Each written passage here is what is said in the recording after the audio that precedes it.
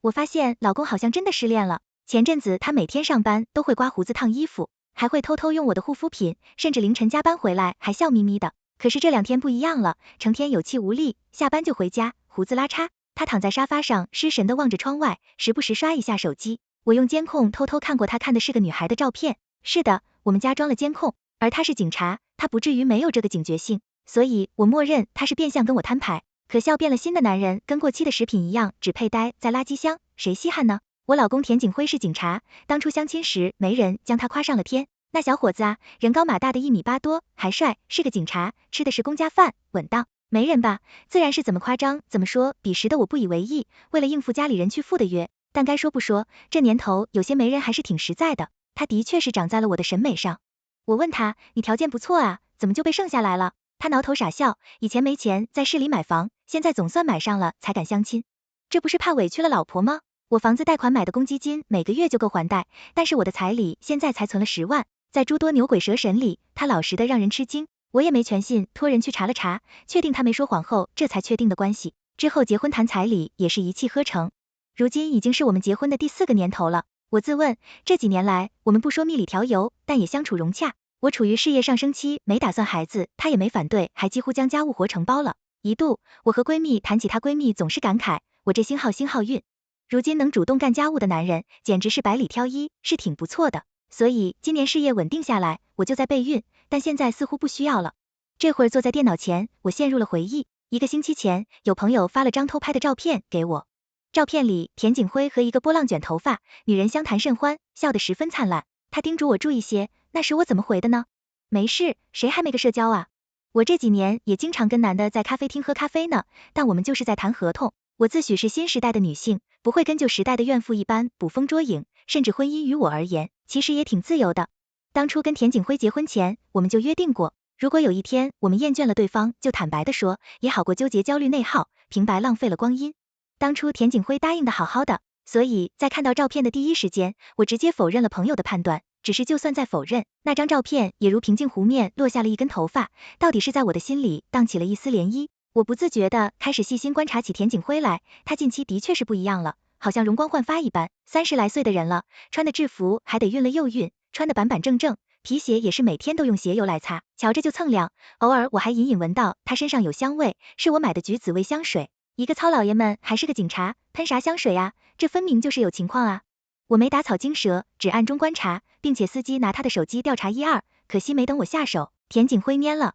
此刻他躺在沙发上，眉头蹙起，愁云惨淡，颇有林黛玉葬花的破碎感。再加上手机外放的冬天的秘密，不是失恋是什么？我心中的怀疑好像一下子落到了实处，但为了验证，我还是偷偷给田景辉的一个同事兼朋友发信息套话，认识新朋友没吧前女友，他之前就没谈过恋爱啊。不过嫂子阿辉之前有个暗恋的女孩子，好像初中吧，具体的我不太清楚，就有次听阿涛他们起哄指导的，所以是他暗恋的那个女孩吗？我看着电脑上有些模糊的手机照片，一阵郁闷。早知道当初就选择装高清的监控设备了，这衣服都看不清，更别说脸了。所以为什么失恋了？是因为田景辉没法离婚去娶她，还是那女的另选他人？我内心存着的疑惑像骨头里有蚂蚁在爬，痒得慌不行，我不想只让自己难受，摊牌必须得摊牌。见我冲过去，田景辉一下就慌了，他忙将手机锁了，低垂着脑袋，做贼心虚的模样。我深吸了口气，我们谈谈。田景辉抬头，满脸的无措，谈谈什么呀？你都失恋了，不是吗？啊，失恋还装呢。我把拍摄的视频照片递给他看。田景辉，我记得结婚前我们约定好了的，如果婚后变心了，我们就好聚好散。他愣愣的看着手机，也不知怎么的，眼睛突然就红了，不是怎么看起来，反而是我错了。我有些不耐，就算没实质发生关系，精神出轨也是出轨，我也会觉得恶心。田景辉吸了吸鼻子许久，才缓缓点了点头，我知道了。知道什么了？我愣了愣，就听他道，张颖，我们离婚吧，我净身出户啊。那倒也不至于净身出户。我突然想起相亲时的他，老实的过分，坦诚的过分，像是可以托付终身的人，但一切都是表象，被我一逼就说离婚应该是真的了。田景辉很快收拾了几件常穿的衣服离开，说是改天有空回来收拾其他的。的确像是我们婚前说的那样，好聚好散。可看着空荡荡的客厅卧室，我突然觉得有些不适应了，这感觉是错的，挥别过去才能影响更好的未来。我在内心暗暗告诫自己，所以从明天开始继续奋斗事业吧。闺蜜得知我已经预约离婚，而且田景惠净身出户，依旧为我抱不平，管不住下半身的男人不要也罢，出轨只有0次和无数次。张颖，无论你做什么决定，我都支持你。隔了1周回娘家，爸妈问起田景辉，我就借口他在出差。哎，阿辉什么都好，就是这工作有时候没早没晚，时间不定。妈妈说完，惯例叹了口气。我说，你们备孕都这么久了，怎么还没怀上啊？是不是身体有啥毛病啊？改天有空你跟阿辉去医院做检查，都要离婚了，还备什么孕啊？我内心一阵讽刺，正想反驳，身子突然一僵，妈妈见我愣住，忙问，怎么了？怎么了？上次的姨妈是什么时候来的？我忙翻出手机，想查看购买姨妈巾的记录，可怎么都查不到。末了才反应过来，自从跟田景辉结婚后，这种东西几乎都是他帮我买的，可现在都要离婚了。问他这个问题，万一他反应过来，疑心我有了不想离婚怎么办？他不想离婚有很多办法，比如让我的爸妈当说客，毕竟不是实质出轨，天底下哪个男人不花天酒地的？我妈吃惊，不是什么事啊，这么急就不能往后推一推？合同的是大客户不能推的。我提起包就走到门口，穿上鞋朝书房喊了一声，爸，我先走了呀。匆匆下楼，出了小区不久，看到一个药房，我走了进去。这孩子来的可真不是时候，所以要流掉吗？我摸了摸肚子，一阵踌躇。新时代的女性其实可以去负流子的，我又不是养不起一个孩子，可如果没有父亲的陪伴，孩子肯定会有缺憾的吧？再有谁说未来我不会遇到更好的男人？如果我带个孩子，那就是标准的拖油瓶。我坐在飘窗上思考了一夜，还是无果，倒是黑眼圈吓坏了闺蜜。她追问之后，二话不说打掉不打，留着以后她找借口跟你复合吗？你能接受？我正想点头，婆婆的电话打了过来，我愣了下，还是接听了。小尹啊，妈给你们炖了鸡汤，周末回家来啊。我皱眉，妈，阿辉估计没空，你管他做什么？长得人高马大的倒是你。阿辉说，你鼻炎又严重了，就是体质太弱了，得补补是人参鸡汤。过得碎碎念，听得我没忍住红眼。细细想来，婚前担忧的婆媳问题，好像从来不曾有过。就算跟婆婆有观念上的差异，田景辉都会极力解释，我跟婆婆都是懂道理的人，有时候是他退一步，有时候是我退一步，这样的关系十分健康。可离婚了，敷衍着挂断电话，我还是给田景辉打个电话，过去你没跟妈说吗？他还不知道我们离婚的事，还说周末让我去喝鸡汤，那边犹豫了一阵，声音沙哑，我还没说，最近有点忙，不过是土鸡的话，你去一趟吧，喝点补补身子。不要了吧，都离婚了还占便宜，就当正式跟我爸妈告个别吧。等我们拿离婚证以后，你们就没关系了。这话直戳我心窝子。结婚这几年来，婆婆的确对我十分关心，每年都会给我们炖几次补汤，但凡我回去都是午餐，一趟鱼虾肉都有。也对，就当是一场告别吧。闺蜜陪我去医院，但必须先做各项检查，等结果出来了才能把孩子拿掉。我跟闺蜜商量了下，她1周请假2天，不太好约定，下周一她再请假陪我去医院。工作上的事情一忙，转眼就到了周末。我开车到婆婆家时，老远就看到她站在路边瞧见我的车，开心的跳了起来，挥舞着双手。如果离婚能带走婆婆就好了，说不定我就有2个疼我的妈妈了。小颖啊，来，你尝尝妈这次炖的好不好喝？我笑嘻嘻的接过鸡汤，妈，您的手艺什么时候差过对了？爸呢？哎，前阵子不是一直下雨吗？你跟阿辉也一直没回来，住他那房间，我们就没仔细打扫。前2天我发现漏水了，书架都泡了，这不天晴了，你爸在里头整理着，打算拿出去晒晒。正说着，公公捧着一堆东西出来，我要过去帮忙，他立马离得远远的。小尹啊，这些你都别碰啊，会多你鼻炎可别发作喽。他们总是这样跟我爸妈一样宠我，可惜我要离婚了。我环视一圈，想将这里的布置都一一记在心里。这是我最后一次来了，我提醒我自己。田景辉的老家是2层高的木屋，看得出来这些年缝缝补补的痕迹，不过家里很是干净，到处都整整齐齐的。喝完鸡汤，我顺势将碗洗了，戴上口罩，打算出去帮忙。院坝上已经摆了一堆的书，有的摊开，有的立着，其中一本好像有东西掉了出来，不会是钱吧？回头可别叫风吹走了。我好奇走过去，不是钱是相片，挑眉拿起一看，照片显然后来被塑封过，里面的女孩一身嫩黄的裙子，在金黄的银杏树下小跑着回头，黑短的头发在脸上飞舞，阳光打在脸上，脸看得不是很真切，但一眼就能看出她的笑容很是灿烂，是她田景辉手机里的那个女孩。边上有脚步声，我下意识就要将照片收起，婆婆却偷偷笑了笑，小姨，你瞧见了，哎，阿辉初中偷拍的你哦，那会儿被我发现，还以为他早恋了，问了才知道，那小子只会偷偷跟着你，我诧异指着我自己，啊，不是你还能是谁？那时候我问他为啥不追，他说家里穷配不上你，他要努力学习考大学，找个好工作，这样才能追你婆婆满脸幸福。这小子连打听你有没有对象都不敢，还是我去打听的。后头我催了好几次买了房才肯去跟你见面。我疑惑，妈，您确定这照片里真是我？印象里我根本没这样的黄裙子啊。而且这银杏叶我忽地想起来，初二有次集体郊游，我被班里男同学捉弄，摔进河里，湿了衣服，幸好女老师带了备用的裙子，而我那时也发育了，所以他同事口中那个初中暗恋的女同学难道是我？可若是我的话，那田景辉到底有没有出轨？不一定是出轨了的，没出轨的话他干嘛要净身出户？可出轨了，怎么还每天晚上回来拿我的照片看忏悔吗？闺蜜电话打来问我，确定不要孩子吗？我犹豫了片刻，还是嗯了声。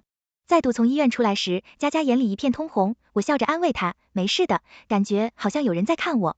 我转过身时，目光所及却都是行色匆匆的路人，是错觉吗？日子不平不淡的继续，只偶尔夜深有人打电话跟我说，田景辉醉酒想让我去接，我都没说话，电话就被掐断了。如约去领离婚证的那天，田景辉一脸疲惫，我故意问他，你还没跟人在一起，离婚了，阻碍都没了，不挺好追的吗？田景辉笑笑，可能我太差劲了吧。眼睛有些酸涩，我扭过头，许久才忍了下来。红色的离婚证到手，田景辉，以后我们桥归桥，路归路，祝你我都幸福。说完，我头也不回的上车离开。后视镜里，我发现田景辉失神的站在那里，看了我许久。半个月后，我接到了闺蜜的电话，哈哈，张颖，渣男得到报应了，哈哈，他死了。我的心陡然揪成一团，很痛，久久没听到我的声音。佳佳在那头喂了好几声，不会是手机坏了吧？我想哭，却怎么都哭不出来。佳佳的电话挂了又打来，我没理会，捂着心口静静的躺在沙发上，像以前的田景辉一般，呆呆的看着窗外，天真蓝啊，可他真死了。没容我安静多久，陆续的通知和安慰电话都打了过来，我平静的接听了，然后打电话给爸妈，随后回了佳佳的电话，请他开车帮我去乡下接田景辉的父母，而我则坐着公交来到警局。就在今天中午，临时的高速上，一辆油罐车突然侧翻，10几辆小车连撞之后起火。彼时，田景辉刚好遇上，他们说节哀。田景辉同志在救助油罐车司机时，油罐车爆炸。我说真好啊呀，他们错愕，一共受伤23人，对吗？他成功救出了22个，他们惊讶，嫂子，你怎么会知道？我怎么知道？那天中午天真好啊，阳光炽热，微风徐徐，蝉鸣声声。婆婆给我口罩，让我戴上，我靠着窗伸出食指，按在了电脑主机开机键上，滴的一声响，就那样开启了隐秘的一角。田景辉的电脑，不管是机箱还是显示屏，都是老旧泛黄的，但里面的处理器内存和显卡应该都换过，是 Win7系统。我查看了下电脑的情况后，下意识就点开了浏览器，想查看网络行不行。收藏栏上的微博一下子就映入我的眼帘，鬼使神差的我点了进去，而且我也顺利进去了。微博昵称银杏树下的你，注册于2008年15年前，我还是初二的学生。想起那张照片，我没忍住滑动鼠标，置顶的赫然是那张泛黄的照片，底下配文2019，我终于娶到你了。所以婆婆说的真不是哄我的。怀着疑惑再度往下拉，我愣住了，对不起孩子，为了妈妈爸爸只能牺牲你了。对不起，对不起，连续3条都对不起，让我一惊。田景辉居然知道我怀孕，可他什么时候知道的？他去医院了计划生育科，应该是要去拿掉孩子吧，听说刮宫很疼，他一直都很怕疼，对不起，真的对不起，又是对不起。我继续往下拉，他怎么那么心大呢？这都好几天了，一点反应都没有，我怎么提醒他呀？太刻意的话，他那么聪明，会发现端倪吧？之前5次重生都失败了，加上原本的还有这一次，总共7次，我有预感这应该是最后一次了。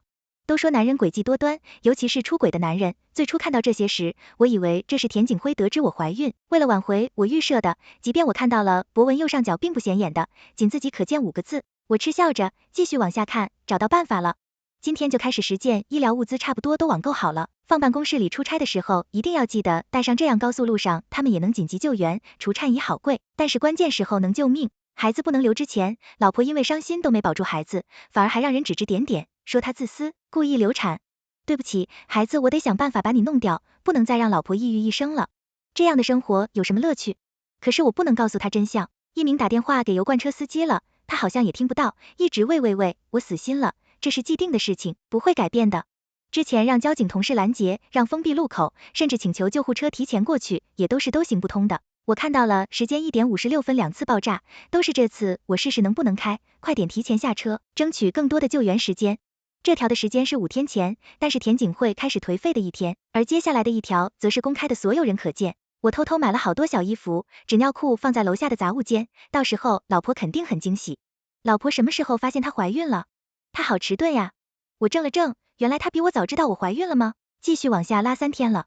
老婆，这次姨妈推迟了3天，她自己都没发现，应该是有喜了吧？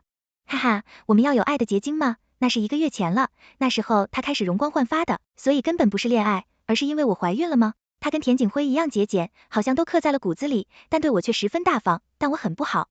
等婆婆出去后，我思来想去没带走电脑，而是掏出手机拍摄下所有微博页面，浑浑噩噩离开后，我一路开车，已经把前后都想通了。这也许是编的，也许是真的想要验证，也十分简单。我将车停在路边，打电话给田景辉的同事，请他偷偷帮我查看一下田景辉的工位，然后开车回家。田景辉在买这套房时赠送了一个5平方的杂物间，杂物间在车库边上，我有钥匙，却几乎没开过。将钥匙插入孔里，我深吸了口气，咬牙一转，铁门缓缓打开，不用开灯，我就看到堆到门边的纸尿裤。嘟嘟是田景辉同事发来的消息，消息里夹杂着几张照片，照片里几个纸箱满满当当，胶布裹得严严实实的。他趁田景辉出去，我的手发抖得厉害，全身气力像是被抽空了一般。下意识的，我捂住肚子，深呼吸几口，缓缓坐在了杂物间的门槛上。田景辉，一个星号重生那么多次，明知道会死，怎么不躲着冲上去干嘛？我狠狠哭了一阵。不止一次，我想给田景辉打电话，跟他摊牌，挽留他，不命令他不许出差，不许上高速。可是我看到之前拍下的照片，上面是田景辉7年前微博，我志愿成为一名中华人民共和国人民警察，我保证忠于我，愿献身于崇高的人民公安事业，为实现自己的誓言而努力奋斗。那是他当上警察时宣誓的誓言，可那只是誓言啊。但我知道这不只是誓言，那个星号一次次重生，明知道必死，还是义无反顾。他已经把誓言刻在了骨子里，一次都没退缩过，这次依然。那天我在飘窗上坐了许久，看着楼下的车水马龙，看着天上的云舒云卷，我想如果我尽力挽留拉着田景辉的爸妈，我的爸妈朋友一起，或许他会留下，他的生命可能保下，可他的灵魂就会暗淡。我不能那么自私，所以家打来电话问我时，我照样让他请假陪我去医院。我们按计划去了医院，按计划领了离婚证。既然他要救人，我成全他，我要让他没有后顾之忧的全力以赴，只求活着回来。他做了那么多的准备，肯定能活着的会的。然而老天似乎并不眷顾我们，他还是死了，死在了1点56分。此时在对上众人的目光，我张了张嘴，眼泪陡然落下，我输了，输得彻底，我不想哭的，真的。他说之前好几次重生，我都因为伤心过度导致流产，最后抑郁一生，他想让我开开心心的度过后半生。这个星号重生了那么多次，想出的办法就是假装出轨，让我恨他，这样他死的时候我就不会伤心难过。他明知道这样孩子留不住，为此连续3次在微博上给自己未出生的孩子道歉，他怎么那么能耐？我要笑的，我应该高兴的不是吗？他一心赴死时还想着我，而且他都救出了22个人啊，比之前几次都多重生的这些天，死神的镰刀一直在他头上悬着，他该多忐忑多难熬，如今总算结束了，不是吗？可眼泪怎么都控制不住。爸妈来了，抱着我一阵哭。婆婆公公来的时候，佳佳原本还在边上幸灾乐祸的听说田景辉的死因后，立即沉默了，还转头悄悄抹起了眼泪来。她的身体被炸碎了，遗体修容师花了整整1天才修复好，可还是变丑了。我们在警局里进行了遗体告别仪式，那么人高马大的，最后只剩一个小小的骨灰盒。从墓地回来时，婆婆紧紧拉着我的手，小隐瞒以后，她声音哽咽，还是常回家来看看啊。是我们阿辉没福气，自己早早走了就算了，还连累你成了寡妇，就算你再婚了，也还可以回去的。我掏出手机点进微博，是熟悉的页面头像和置顶，还是银杏树下的我。我对着墓碑拍了张照片，景辉，照片里的你丑死了，给你换一张怎么样？我最近拍了好多孩子的照片，都学会 PS 了，给你 P 一下。自从田景辉死后，我再度打开那台旧电脑，就看不到那些仅自己可见的博文了。他的手机在爆炸中毁了，我不死心的补办了电话卡，用号码登录了微博，也没发现那些博文最新一条还是傻兮兮的公开博文。我偷偷买了好多小衣服纸尿裤，到时候老婆肯定很惊喜。老婆什么时候发现她怀孕呢？她好迟钝呀，迟钝的我这条博文几乎能倒背如流了，但现在最新的一条变成了我发的墓碑这条。1年了，不论是我还是公公婆婆还是孩子，都该继续往前走了。田景辉，我们会一直幸福的。下意识的刷新了下，我愣住了，墓碑的那条博文不见了。番外，田景辉视角，只剩1天了，我看着手机日历微微出神，之前6次爆炸，身体被撕扯，看着4肢掉落在不远处，那种痛苦刻骨铭心，依旧让人噩梦连连。惊惧后怕，不是没想过视而不见，但那是23条人命啊！既然穿上这身衣服，就算是1条人命，也得全力以赴。手机又来了。消息是老婆闺蜜佳佳发来的，你这个渣男星号。我告诉你，你会有报应的。1个月多了，从我坦诚说要离婚到现在，已经1个月多的时间了。刚开始佳佳一天30几条辱骂的信息，到现在只变成了1条。挺好的，骂我说明老婆还恨我这样很好，到时候听到我的死讯，她应该会很高兴吧。是我辜负了她那么明媚的女孩子，最后却因为我成天满脸愁云，没有活力。如果可以，我宁愿重生在4年前，不会去见她，她就不会被我连累了。可惜每次重生都只给我1个半月的时间，只有1天了，所有事情之前都已经准备妥当。老婆去医院了，领了离婚证，医疗物资、救人的工具、切割机，这些都有，还剩什么呢？哦，照片。我开车到了乡下，爸妈见到我很开心，妈妈还特意给我做了我最爱吃的葱油拌面。我偷偷进了房间，书架好像被整理过问了，才知道之前被水泡了。我在最顶部找到了那张塑封的照片，照片里的老婆还是好美啊。我宝贝的亲了亲，小心翼翼放进口袋里。爸爸给我泡了茶，我没喝，我怕在家里待久了会失去勇气。爸妈，对不起，可能要再次让你们白发人送黑发人了，但是我不后悔。下午刚到警局，队长找了我，跟以前6次一样，让我去临时办个事。之前有次我想推辞，可开口根本说不出话来，这次还是一样，果然一切都不可变。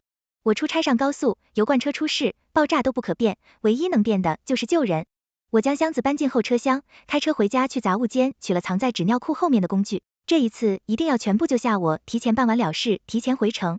但我路上遇上车祸堵了一阵，等我上了高速已经是1点了，全速开车却只节省了5分钟的时间。前方10几连撞油罐车已经冒了火，哀嚎声惨叫声连连。我按照以往几次的经验，迅速报了警，叫救护车，同时在远处放置3角警示牌。打开后，车厢取出工具，开始救援了起来。砸窗切割拖人切割机挺好用的，这次的速度明显比上一次快多了，快点再快点。后面车里的人过来查看情况，我喊了起来，我后备箱有医疗物资，麻烦帮着处理一下，伤口会用 AED 的，我车里也有，大家快来帮帮忙，把人扶远一点，油罐车烧起来了，要远一点，避免被爆炸影响到。大家都动起来了，只可惜一听到油罐车烧起来，他们都害怕的远离，生怕被波及。我理解的，身为警察，我都怕死，更别说他们了。好在有几个年轻小伙不怕死，帮着我拖了几个伤者出来，速度加快了不少。我却不敢放松，第18个了，还有5个。轰油罐车的火势一下子变大，那几个小伙子也不敢上前了。我没理会，也没时间理会，拿着切割机切割开门，拖人将伤者扶到远处，浪费了一些时间。我心里有些焦急，时间有点不够了。连续拽出4个人后，我忙跑向油罐车。上次我刚靠近油罐车，看到驾驶室里昏迷的司机时，它就爆炸了。这次我成功进了驾驶室，放下切割机，拖人时却遇到了阻碍。司机的腿被夹住了，切割机再切一下不行，火星应该会让油罐车提前爆炸的，实在不行，暴力拖把，可司机腿被压，着实在太紧了。